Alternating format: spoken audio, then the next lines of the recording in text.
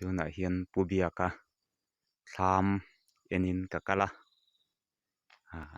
an thlam a hen leng turin min sawma ma se he an lo ho dei nge moni re thap maya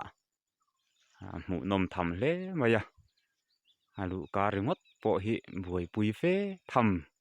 chu ani don hrim maya chuan alien zong hi kan hrethiam thei nan tu krop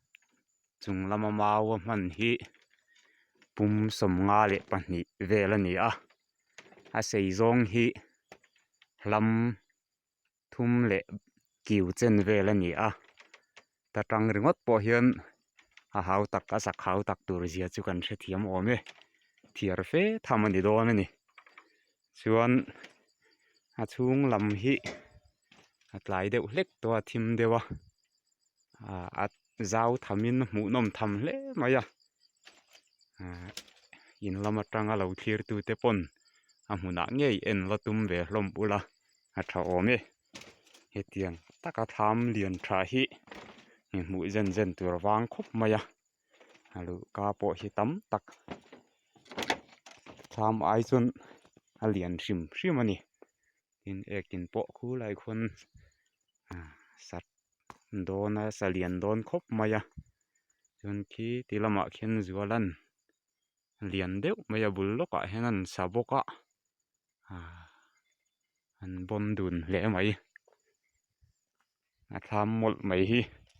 kum khat thlam atan chuan awi om khop maya lu renga tan I tom takani ti hian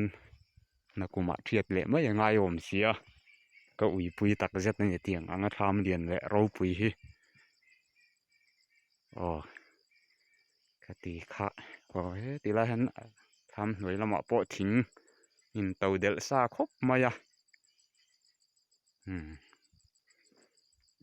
he tatang hen kam lakual zelangi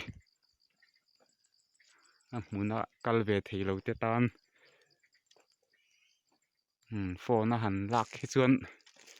a ro pui ang hian alang ro pui lawa a hmuna ngei enin tum theuh don nia a tu krop khi mau pum som nga pahnih hlam thum le kiu chen vel tha an ni tatang chona lian zia chu thlam sa thang zo in hrethiam mai awm